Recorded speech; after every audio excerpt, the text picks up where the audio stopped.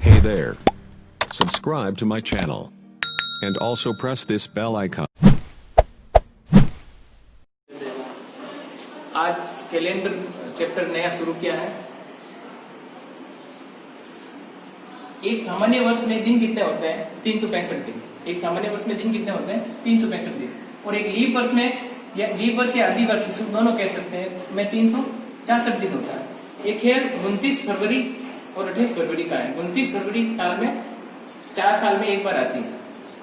तो हमको पता कैसे चलेगा कि ये लीप वर्ष है या ये सामान्य वर्ष है? इसके लिए हम क्या करते हैं, सामान्य हम आज तक पढ़ते हैं कि 4 का भाग देने पर वो ईयर लीप वर्ष है नहीं है, वो पता करने के लिए 4 का भाग देते हैं।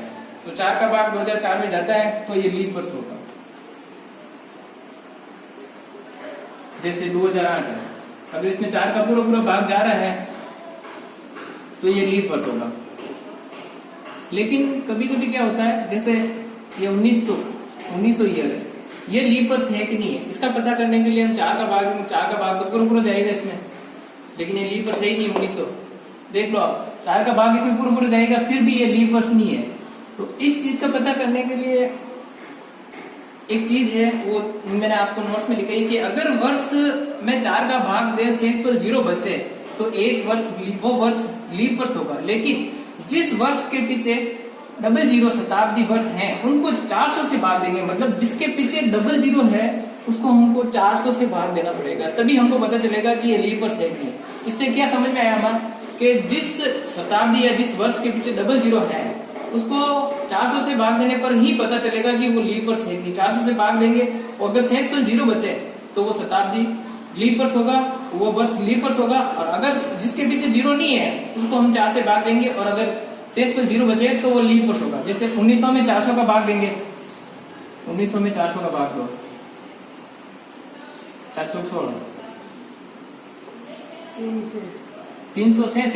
366 पे ले तो पूरा भाग नहीं जा रहा, लीप वर्ष नहीं है। इसी प्रकार जैसे 2000 सन ले लो, सन 2000, इसमें 400 का भाग दो, क्योंकि इसके पीछे 00 है। 400 का भाग देने पर पूरा भाग जा रहा है 5 बार में, ये लीप वर्ष है। किस प्रकार हम पता कर सकते हैं कि लीप वर्ष को कैसे पता कर सकते हैं? अगर 00 पीछे हो और अगर 0 पीछे नहीं हो, 0 पीछे नहीं हो तो 4 से भाग दो, और 00 अगर पीछे हो तो उसको 400 से भाग दो।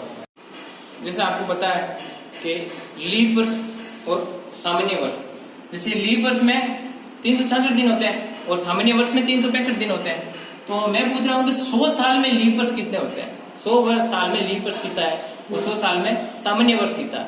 तो 100 साल पहले मैं आपको अगर क्वेश्चन डाल दूं कि ये प्रश्न 100 ये लीप वर्ष एक नहीं है, 100 साल लीप वर्ष एक नहीं है, इसमें 400 का भाग नहीं जा रहा है, तो अब सीधा दिख रहा है कि ये लीप वर्ष होगा ही नहीं 100।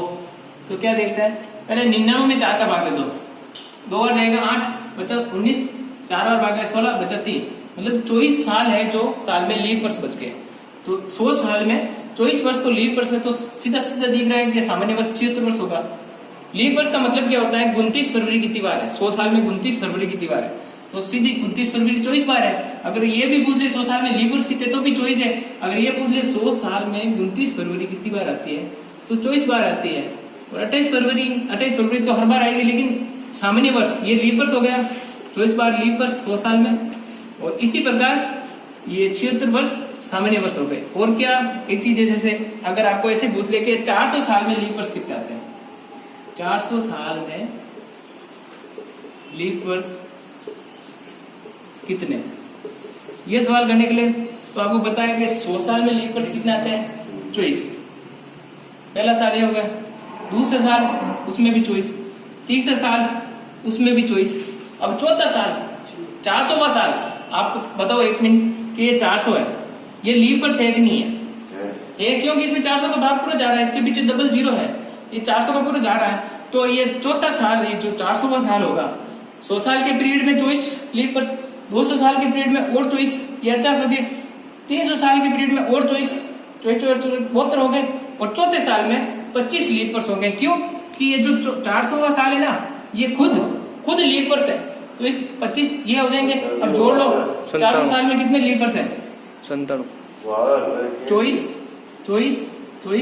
और 25। क्यों? 400वां साल खुद लीप वर्ष है, ये 97। मतलब 400 साल में कितने लीप वर्ष है? 97। अगर आपको एक क्वेश्चन कैसे भी पूछ लेना 400 साल के 10 या 1000 साल का पूछ ले, आप लीप वर्ष निकाल सकते हो। जो साल खुद लीप वर्ष में होगा उनका 25 हो जाएंगे। ये बात समझ में आ गई? पता है कि 100 साल में 29 फरवरी कितनी बार आती है? 29 फरवरी कितनी बार आती है? तो आपको बताया पहले मैंने कि लीप वर्ष 100 साल में कितने हैं? 24 साल। 24 साल तो लीप वर्ष है और 76 साल सामान्य वर्ष। अब 76 साल सामान्य वर्ष है, 24 साल लीप वर्ष है, तो लीप वर्ष में ही 29 फरवरी आती है। तो 100 साल में 29 फरवरी भी 24 बार ही आएगी। 100 साल में 29 फरवरी भी 24 बार आएगी। और अगर ये 29 फरवरी आपको अगर पता चला कि लीप वर्ष में ही 29 फरवरी आती है, बाकी सामान्य वर्ष में तो 28 फरवरी होती है, 28 फरवरी तक का महीना होता है।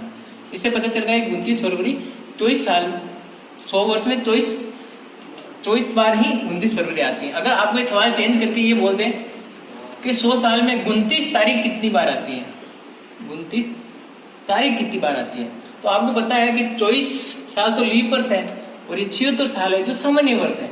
अब 24 साल में आपको पता है कि 12 महीना ही 29 तारीख आती है। मतलब फरवरी में 29 है तो जनवरी से लगाकर दिसंबर तक आपकी ये 29 फरवरी आएगी, तो 12 बार हो गया, तो 24 × 12 और 76 साल में फरवरी महीने में 28 आ रही है, तो एक वर्ष में कितनी आएगी? 11 बार, तो 76 × 11, इसको कर लो 8 4 2 288 यहाँ हो गए, और इसको कर लो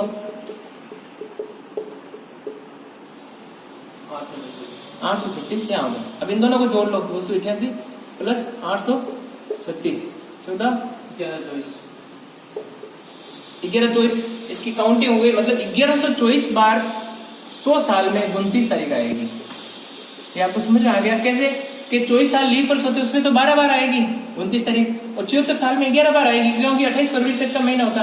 फिर 76 को 11 से 24 को 12 से गुणा करने पर 288 830, इसको जोड़ लो, 1124 बार आपके 29 तारीख आएगी। ये शॉर्ट ट्रिक्स बताई, इतनी चीज जो आपने बताया, आपको बताया था मैंने कि ये शॉर्ट ट्रिक्स है कि जैसे मैंने आपको बताया मैंने कि 100 साल में 29 फरवरी कितनी बार आती है, हमने निकाला था 24। 400 साल में 29 फरवरी कितनी आ रही है? 97 बार। 100 साल में 29 तारीख कितनी बार आ रही है?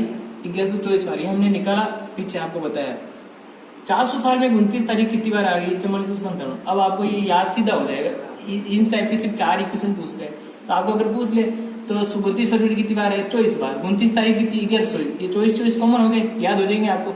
400 साल में 29 फरवरी 97 बार, 400 साल में 29 तारीख 4497 कॉमन हो गए। इस प्रकार आप ये सवाल याद कर सकते हो। वही कैलेंडर शताब्दी में कितने समय के बाद एक जैसा दिखाई देता है, ये क्वेश्चन है कि कैलेंडर शताब्दी में कितने समय बाद एक जैसा दिखता है। तो 400 साल के बाद कैलेंडर रिपीट होता है। इसको पता करने के लिए हम एक क्वेश्चन लेते हैं, जैसे 1 जनवरी 1681 को अगर फ्राइडे था तो वापस फ्राइडे कब आएगा, कौन से ईयर में आएगा? तो 400 प्लस 8 कर दो इसमें। 1 जनवरी 2081 को वापस फ्राइडे होगा। का चैप्टर अब शुरू होता है। मेन चीज जो अब शुरू होती है, इस पर पूरा कैलेंडर की प्रश्नावली सॉल्व होगी, सिर्फ इस नियम पर। क्या नियम है कि विषम दिन कैसे ज्ञात करते हैं? विषम दिन ज्ञात करने का तरीका एक ही है कि जितने दिन होते हैं ना, दिन के 7 का भाग दे दो, जो भी शेषफल बचेगा वो विषम दिन होगा, जो भी शेषफल बचेगा वो विषम दिन होगा। इस चीज को प्रूव करने के लिए हम एक एक दिन ले रहे हैं कि भाई 45 दिन में कितने विषम दिन होते हैं, तो 45 का भाग 7 में दिया तो 3 दिन विषम बच गए। 46 दिन में कितने विषम दिन होते हैं? 46 में 7 का भाग दिया, 4 दिन विषम दिन बच गए। 47 दिन में कितने विषम दिन है? 47 में 7 का भाग दिया, 5 विषम बच गए। 48 दिन में कितने विषम दिन? 6 दिन विषम दिन बच गए। 49 दिन में 49 में पूरा भाग जा रहा है तो 0 दिन हो गए, 0 विषम दिन हो गए। 50 दिन में विषम दिन कितने होंगे? 50 में 7 का भाग गया तो 1 दिन विषम दिन बन गया। और 51 दिन में दिया था 51/7 2 दिन विषम दिन। इस चीज से हमें क्या पता चल रहा है कि 6 दिन अधिकतम विषम दिन 6 दिन ही हो सकते हैं। 6 दिन विषम दिन अधिकतम हो सकते हैं, न्यूनतम 0 दिन विषम दिन हो सकते हैं। 6 से ऊपर विषम दिन नहीं बनेंगे और 0 से कम विषम दिन नहीं बनेंगे। ये 2 चीज हम प्रूव कर सकते हैं इस क्वेश्चन से। भाई विषम दिन निकालने का सूत्र मैंने आपको बता दिया कि दिनों में 7 का भाग दे दो। तो अब आपको मैं सवाल पूछ रहा हूँ कि विषम दिन एक सामान्य वर्ष में कितना विषम दिन होगा? एक सामान्य ईयर में कितने विषम दिन होंगे? तो सामान्य ईयर में दिन कितने होते हैं? 365 में भाग 7 का दिया तो कितना शेषफल बचा? 52 सप्ताह और 1 विषम दिन। 52 सप्ताह और एक विषम दिन। 7 का भाग 365 में 52 होता है, एक विषम दिन मतलब एक सामान्य वर्ष में एक विषम दिन बच रहा है। और विषम दिन एक लीप वर्ष में कितने बचे, एक लीप वर्ष में दिन कितने होते हैं 366। 366 में 7 का भाग दो तो 52 सप्ताह और 2 दिन विषम दिन, मतलब एक लीप वर्ष में 2 दिन विषम दिन। अब मैं आपको पूछना चाहता हूं कि 100 साल में कितने विषम दिन होते हैं, कितने विषम दिन होते हैं। अब आपको कैसे पता चलेगा कि 100 साल में 24 साल तो होते हैं लीप वर्ष में, आपने पीछे बता दिया आपको 100 साल 24 साल तो होते हैं लीप वर्ष, और 76 साल होते हैं जो सामान्य वर्ष होते हैं, ये आपको पता है। अब आपको ये बताया हुआ है कि विषम दिन एक लीप वर्ष में 2 दिन एक्स्ट्रा होते हैं, तो 24 साल में कितने होंगे, तो 24 × 2 ये 48 दिन यहाँ आगे, और एक सामान्य वर्ष में एक दिन एक्स्ट्रा होता है तो 76 साल में 76 एक्स्ट्रा दिन होंगे, तो 48 + 76 124 दिन एक्स्ट्रा है। लेकिन मैंने आपको एक चीज बताई कि अधिकतम विषम दिन सिर्फ 6 हो सकते हैं और न्यूनतम विषम दिन 0 हो सकते हैं। यहाँ तो दोनों की जोड़ 124 है, तो वापस 124 में 7 का भाग लगेगा। 1 7 तो 7 तो 11 बचे 5, हाथ तो अधिक 49 पीछे बचे 5, मतलब 100 साल में 5 दिन विषम दिन होंगे, ये इससे पता चलता है। अधिकतम विषम दिन 6 होंगे और न्यूनतम विषम दिन 0 होंगे। इसकी जोड़ 124 है, 7 से अगर ज्यादा जोड़ है तो वापस उसमें 7 का भाग दे दो और जो शेष वर्ष बचे वो विषम दिन। अब आपको इसका पता चलेगा 100 साल में विषम दिन 5 दिन होते हैं। उसका एक सारांश आपको डिटेल मैं बताना चाहता हूँ।